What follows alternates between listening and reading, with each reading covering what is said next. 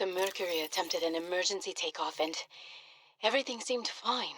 I was helping the bridge crew with the emergency takeoff since the crew was short-handed because of everything.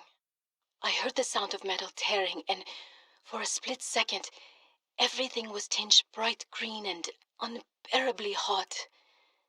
Then I saw daylight, and I was looking down at the ocean and ice.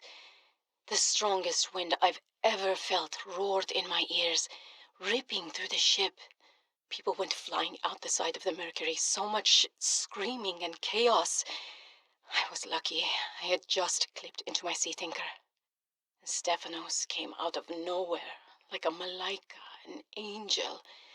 I felt his rough, calloused hand grasp mine with the gentlest of urgency.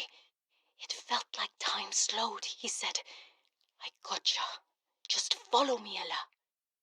I don't know how, but he used an emergency tether to drag me to the nuclear reactor core, the strongest bulkhead in the ship. We hit the water and everything went black. He's sleeping. I think he might have hit his head. I'm exhausted. The adrenaline has long since worn off and my body aches. I think I might have fractured the rib. I'm gonna shut my eyes for a bit. When I wake up, I'll figure this out. I'll save us.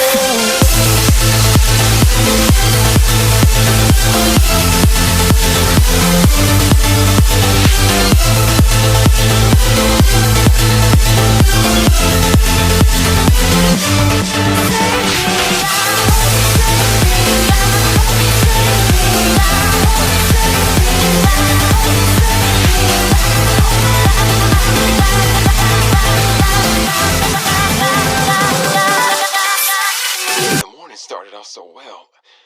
I took a team of 6 out to find the structures from the planetary scans, and we were all in high spirits. I mean, who wouldn't be? These structures would be clues to another sentient race. It was highly unlikely that another colony would be out this far. We were going to be in the frickin' history books. Everything was going okay. We were a few miles from the ship when our radios picked up an actual signal. It sounded like an SOS. We got overly excited, naturally, and decided to enter the water to follow it. That decision cost 3 lives. I mean, half my team, they got ripped to shreds by something. They died screaming, alone in the cold, dark waters. I'm not going back in that godforsaken ocean again. I refuse. Some of the animals on this planet, they look sick, too. Weird pustules on the skin, oddly sluggish. I think we should leave. But Diana said we should stay. She thinks the biopatent payoffs will be worth it, but those families will never see their loved ones again. They don't care about no payoffs. We can't return the bodies. I don't care about the accolades or the history books. I just want to see Layla and the kids. Ah, man. I miss the smell of my wife's hair. The kids tackling me at the door again. That's all I want. To get out of here alive. Please.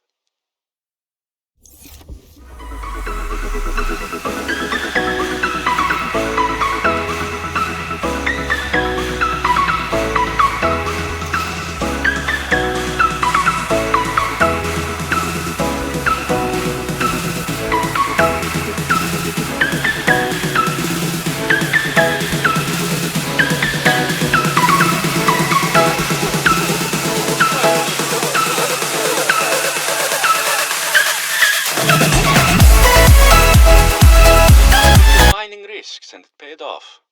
Why hire me as the maintenance engineering officer if you aren't going to listen to their advice?